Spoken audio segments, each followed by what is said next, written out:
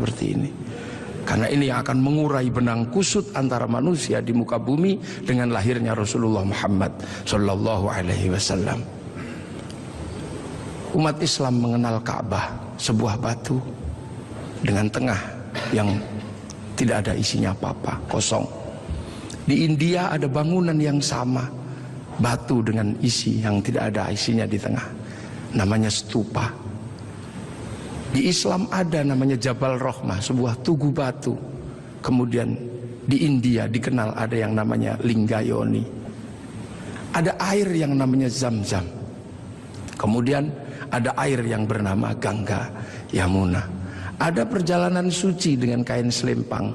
Di sini ada berwarna putih, di sana ada berwarna kuning.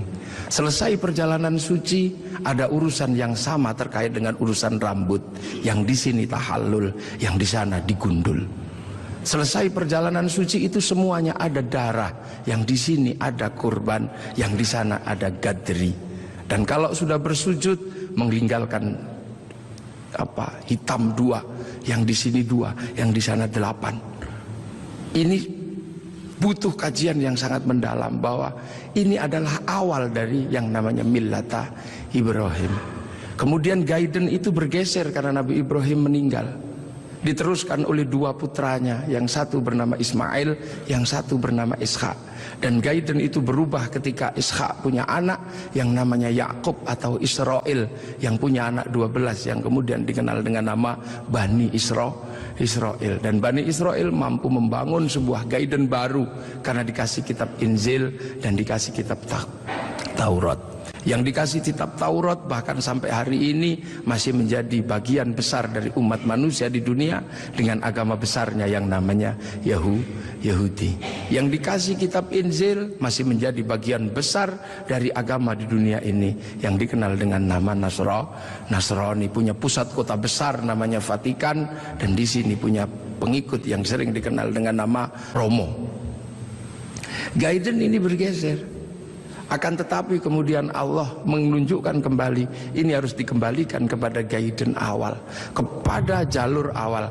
Maka kemudian dilahirkanlah Rasulullah di kota Makkah. Makkah adalah kunci di mana harus dikembalikan kembali manusia kepada Allah. Itulah kenapa kemudian Rasulullah lahir di kota Makkah. Untuk apa? Mengembalikan simbol kenabian dari awal sampai akhir sebagai wujud Khatamul Anbiya wal Mursalin. Makanya ketika terjadi sengketa dengan agama-agama yang sebelumnya, maka kemudian Allah mengukuhkan Rasulullah sebagai penerus Gaiden kenabian. Maka kemudian diangkatlah Rasulullah ke langit, dan Rasulullah ditunjukkan di mana jejak para pendahulunya. Maka kemudian ketika ketemu Nabi Ibrahim, Rasulullah bertanya, kalau orang Jawa bilangnya mbah gitu, Pak Presiden ya, kayak atau gitu, aku ini sebagai Nabi terakhir, tapi umat-umat Nabi yang sebelum aku bertanya, apa hakmu ketika kau mengatakan penerus Nabi Ibrahim? Kamu tahu di mana peletakan Nabi Ibrahim waktu membangun kembali Ka'bah? Ya udah, kamu jawab di situ. Kamu tandai nanti kalau kamu turun, kamu tandai itulah tempatku, namanya Jabal Rahmah. Nah, kalau pertanyaannya tentang Mbah Mail, kakek Ismail di sebelah mana? Kakekmu Ismail di sebelah situ, kamu kasih tanda. Itulah yang disebut Hijir Ismail. Lah kalau nenekku Hajar di sebelah mana? Nenekmu Hajar cari airnya di sebelah situ. Itu yang satu namanya Sofa, yang satu Marwah.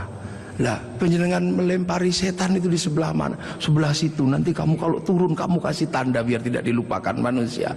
Itu Jamarot Ula, yang itu Wusfa, dan yang itu Aqobah. Nah sekarang kalau gitu yang dulu punya Ka'bah ini siapa? Itu kakekmu Adam. Mumpung orangnya masih di situ, kamu tanyalah, Mbah, apa itu apa? Ka'bah itu dulu aku khawatir, aku turun ke sini takut kehilangan jejakku. Ku kasih tanda dan disebut inna awwala baiti wudi'a lin-nasi lalladzi bi Bakkata mubarakah. Nah kalau Jabal Rahmah itu apa?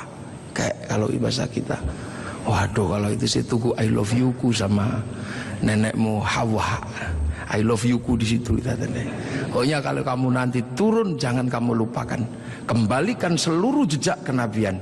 Maka semenjak itu kemudian umat Islam bersama Rasulullah diperintahkan untuk beribadah haji.